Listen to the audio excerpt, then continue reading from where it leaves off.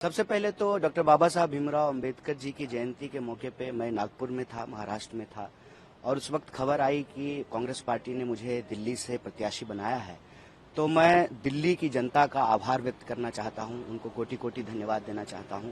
मैं आभार व्यक्त करना चाहता हूं दिल्ली प्रदेश कांग्रेस कमेटी के हमारे सभी कार्यकर्ताओं का, सभी नेताओं का, सभी पूर्व विधायकों का, सांसदों का, मंत्रियों का, कि उन्होंने ये फैसला लिया है। इससे एक जो है मैसेज जाएगा देश में कि हम मजबूती से जो है लोकसभा चुनाव लड़ रहे हैं। और इसी मौके पे हम धन्यवाद देना चाहते हैं हमारे कांग्रेस पार्टी के शीर्ष नेतृत्व का कि उन्होंने मुझे योग्य समझा है। दिल्ली की जो देश की राजधानी है वहां से प्रत्याशी के तौर पे खड़ा करने का फैसला उन्होंने लिया है, उम्मीदवार बनाने का। निश्चित तौर पे जो है हम उनकी उम्मीदों पर खरा उतरने की कोशिश करेंगे।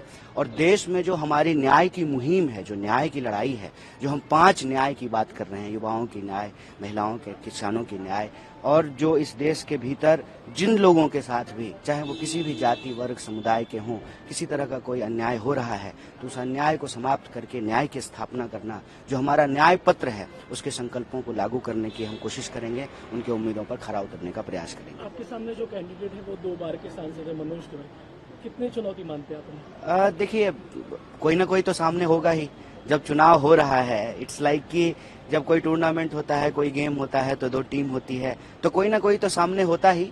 मेरे ख्याल से व्यक्ति महत्वपूर्ण नहीं होता है, विचार महत्वपूर्ण होता है, मुद्दा महत्वपूर्ण होता है। 10 साल से वो सांसद हैं तो वो बताएं नॉर्थ ईस्ट की जनता को, नॉर्थ ईस्ट दिल्ली की जनता को, कि 10 साल में उन्होंने क्या किया है।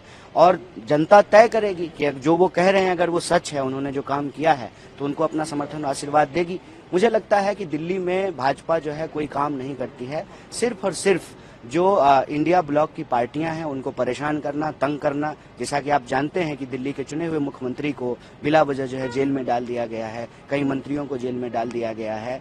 तो जो एक चुनी हुई सरकार है उसको अस्थिर करने का प्रयास किया जा रहा है। तो कहीं ना कहीं ये दिल्ली का अपमान है, दिल्ली के आम लोगों का अपमान है, दिल्ली के अंदर जो लोकतांत्रिक प्रक्रिया है उसका मजाक उड़ाया गया है। मुझे लगता है कि इन चीजों का सवाल जो है, इन चीजों पर जनता जरूर पूछेगी और इसका जवाब जो है माननीय सांसद जी को देना पड़ेगा। देखिए, हम तो अपने लोकसभा क्षेत्र में भाजपा के प्रत्याशी के रूप में अपने पीछे किए गए कार्यों के आधार पे लोगों से प्रार्थना कर रहे हैं, लोगों से बात कर रहे हैं, और कोई ना कोई तो आना ही था, तो जो भी आए हैं उनका स्वागत ही है।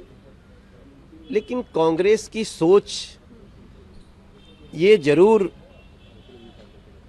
लोगों को अचंभित कर दी है कि क्या कांग्रेस में कोई एक ऐसा व्यक्ति नहीं मिला जिसको, जो देश का सम्मान करता हो, जो सेना का सम्मान करता हो, जो देश की संस्कृति का सम्मान करता हो, उसको प्रत्याशी बनाए।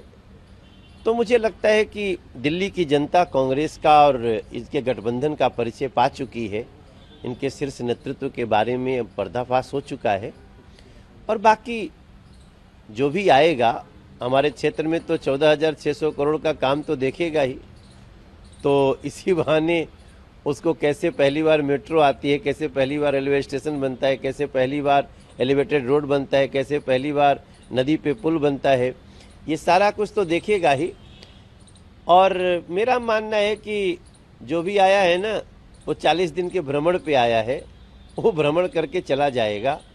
हम कल भी सेवा में थे, आज भी सेवा में हैं, कल भी सेवा में रखेंगे लोग, ऐसा मेरा विश्वास है। जी, हमने देखा था कि नहीं, निश्चित रूप से हमारा जो कार्य है पहले तो हमें वो बताना है, बाकी जनता को कुछ बताना नहीं पड़ता है, उसको सब पता होता है।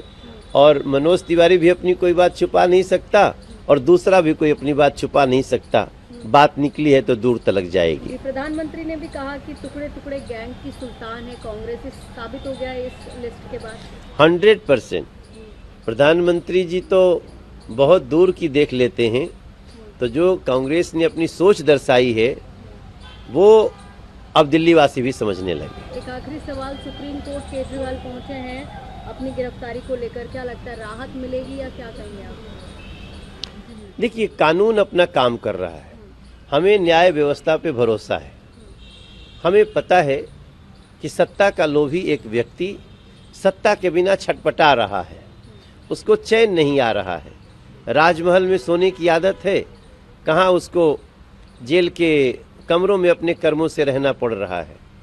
तो उस सत्ता के लोभी को, एक भ्रष्टाचारी को, उसके भ्रष्ट आचरण की सजा मिलेगी ही, ऐसा मेरा विश्वास है।